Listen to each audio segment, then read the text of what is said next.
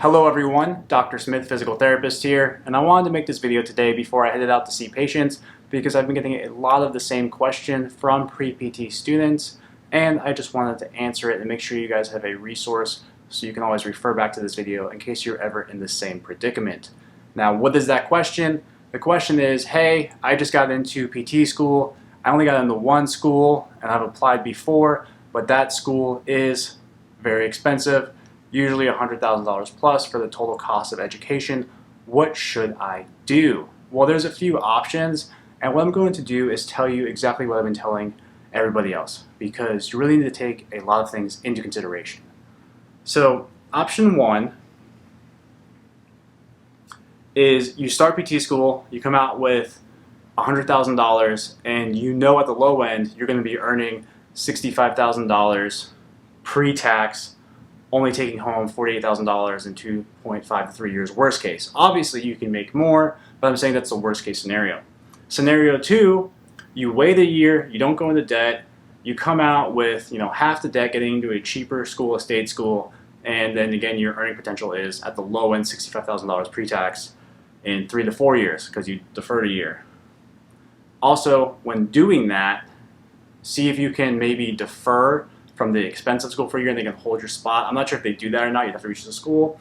And then option three is you don't get in at all and you're stuck where you're at for more than a year. So you need to really look at your finances. When you look at PT school, are you taking out tuition and cost of living loans? Do you have to, because the tuition has just gone insane? Because when we switch to a doctorate, the schools are like, oh, we're going to charge doctoring tuition, though the pay isn't there as I stated.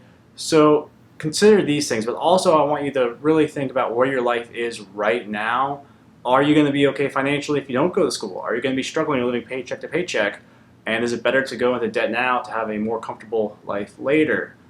One thing I'm going to say as well is if you qualify for federal loans, you actually have more protections than other loans. So if you die, the federal loan goes away, where if you have a private loan and you die, they're going to come after you, sue your estate, go after your wife, all of that. So there's things there, and also you can stay poor on paper. I know I mentioned this in another video, but I purposely operate my business at a loss. So even though last year I made $100,000+, I operated my business at a $30,000 loss because I operated out of my house, so I was able to write off rent and all of that. So on paper I only made 70, and by doing that I got more tax benefits, a bigger tax refund, all of that. So there's things to consider, different avenues to go down.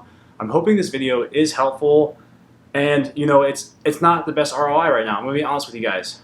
I really didn't know much about finance before going to PT school.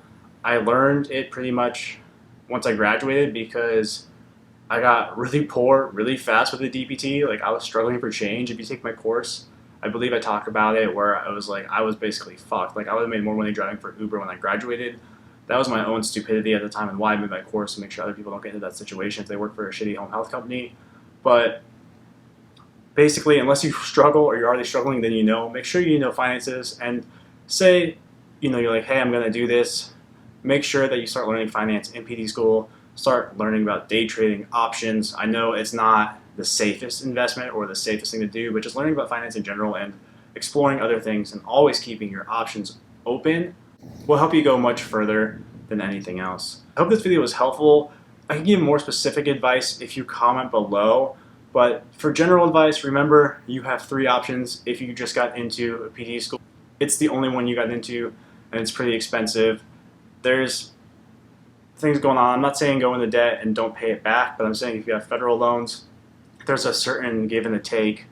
Once you hit over 120,000, maybe 150,000, maybe not even that high, you really should not try to pay that back. You should just pay the minimum and just let it go away. And like, if you die, it goes away. Because by doing that, say you do the repay or the pay plan, you pay it back in 20, 25 years. By doing that with a federal loan, you actually end up paying back only like 130,000 versus, like, say you pay the 150 for PT school, you actually end up paying less. And then also what you can do is stay poor on paper. So when they say, hey, you're going to be taxed on your loan forgiveness, you say, hey, I don't have that much money because I'm poor on paper. You're ruled insolvent and you end up paying tax. But we also see going on with the elections in this country, another thing, that will student loans be forgiven within 20 years? Honestly, maybe. They bailed out Wall Street twice. I don't know why they didn't do student loans, but it's probably because it's not what is a money-making sector, so I don't know. But consider all of these things. And if you qualify for federal loans, make sure that you realize you have a lot more protections and that you can just stay poor, not even work, and just pay $0 a month. Because if you income-based and you make $0, well, then your payment's $0 a month. I purposely would not try to pay back student loans fast unless they are, around 100,000 or less. All right, guys, I hope this video was helpful, and I'm just being honest with you guys. You guys can invest in real estate properties, pay off credit card debt, or just do other things that are more valuable to you. And I wouldn't let student loans hang over your head, because if you die, it goes away. So does it really matter? All right, guys, thanks for watching. I'm Dr. Smith, physical therapist, and I hope you enjoyed this video.